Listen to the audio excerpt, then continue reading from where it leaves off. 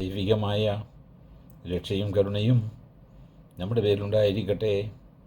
വിശുദ്ധ ഖുർആൻ സൂറത്തുൽ ബഖറ അധ്യായം 2 വചനം 61. ബിസ്മില്ലാഹിർ റഹ്മാനിർ റഹീം.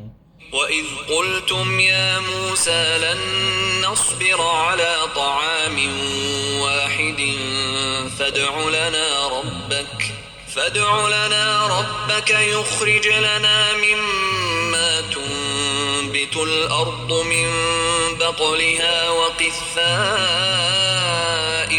وفومها وعدسها وبصلها قال أتستبدلون الذي هو أدنى بالذي هو خير اهبطوا مصرا فإن لكم ما سألتم وضربت عليهم الذلة والمسكنة وباءوا بغضب من الله ذلك بأنهم كانوا يكفرون بآيات الله ويقتلون النبيين بغير الحق ذلك بما عصوا وكانوا يعتدون.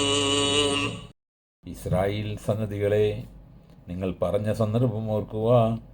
മൂസ ഒരേതരം ഭക്ഷണത്തിലായിക്കൊണ്ട് ഞങ്ങൾ സഹിക്കുകയില്ല തന്നെ. അതിനാൽ താങ്കളുടെ റബ്ബിനോട് ഞങ്ങൾക്ക് വേണ്ടി പ്രാർത്ഥിക്കണം. ഭൂമിയിലെ ചീര, വെള്ളരി, ഗോതമ്പ്, പയറ്, ഉള്ളി മുതലായ അത് മുളപ്പിച്ചുണ്ടാക്കുന്നവയിൽ നിന്ന് അവ ഞങ്ങൾക്ക് ഉൽപ്പാദിച്ചു തരട്ടെ. അദ്ദേഹം പറഞ്ഞു, കൂടുതൽ ഉത്തമമായുള്ളതിന് പകരം നിങ്ങൾ താണതായുള്ളതിനെ ആവശ്യപ്പെടുകയാണോ? എന്നാൽ നിങ്ങൾ ഒരു പട്ടണത്തിൽ ഇറങ്ങിക്കൊള്ളുക. അപ്പോൾ നിങ്ങൾ ചോദിച്ചത് നിങ്ങൾക്കവിടെ ഉണ്ടായിരിക്കും. നിന്നതിയും നിർഗതിയും അവരുടെ അടിക്കപ്പെടുക. അവരെ മൂടിക്കളയുകയും ചെയ്തു. അള്ളാഹുവിൻ്റെ പക്കൽ നിന്നുള്ള കോപവും കൊണ്ട് അവർ മടങ്ങുകയും ചെയ്തു. അവസാനം നേടിയതാണ്. അത് അള്ളാഹുവിൻ്റെ ആയത്ത്, ദൃഷ്ടാന്തം.